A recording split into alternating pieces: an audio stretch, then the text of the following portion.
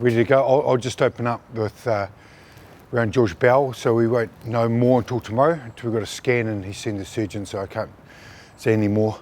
Bauer? George Bell, yeah. I said Bell. Did I? Yeah. Okay, I'll start again.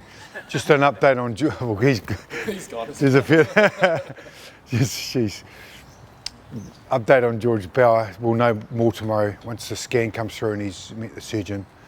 Other than that, we welcome a few players back from injury. So. Who are those players back from injury? That's a good question. We've got Finlay Brewis, Quinton Strange, Dave Harvilli's back as well.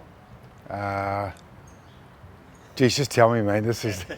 Oh, Jack Goodyear as well. This is getting a little bit awkward. No, that's right. Yeah, I'm just trying to do it with a bit of flow. Just going to go through the whole thing.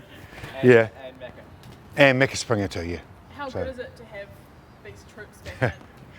Oh, it's awesome. Good energy at training, and they've worked really hard to get back as quick as they possibly can. And they've admired the guys that have played and taken the opportunity.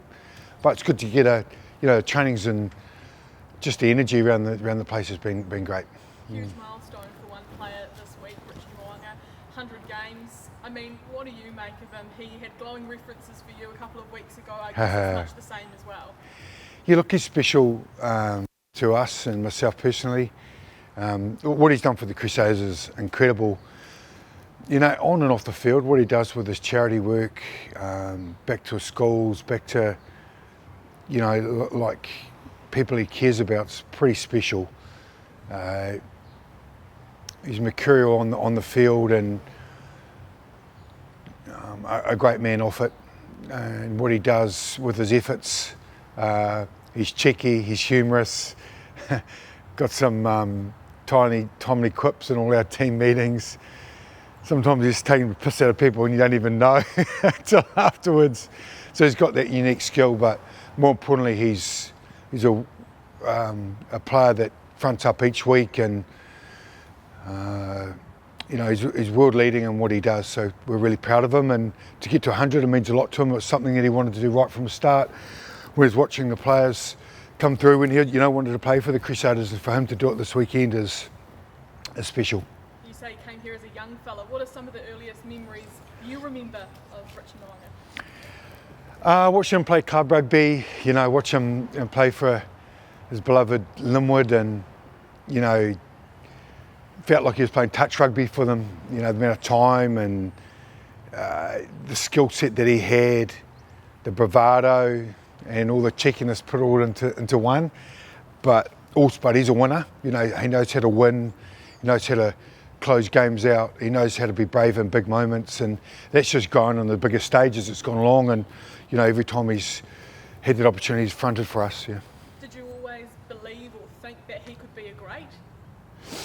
Yeah, great for a club. Yes, yeah, for sure. Yeah, I did. I just think because of his leadership off the field and the way he drives his own area and what he demands, and then he backs it up through his own performance.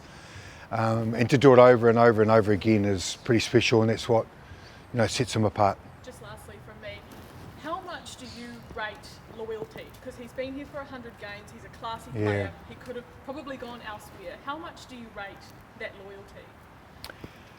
Loyalty's incredible. He's our 23rd Centurion in the club, which shows a lot of loyalty from a lot of players, and it's particularly for him. He's made the decision obviously next year to do the right thing for his family, but to get to 100 means you get into the grind. He's been pretty clear on what he wanted to achieve to get there, and we're just really proud to celebrate it this week with him, and to reflect on a lot of the moments. We've had a chance to reflect about when he came back, and he's put a lot of weight on from the start. Good weight. I mean, he's bulked up. He's got a good old boot on him. He's a powerful athlete, and just how much he's matured along the way. What do you see as some of his biggest growths from coaching in the NPC? Because for a lot of guys, that's a big step up to make them to see the super at international level.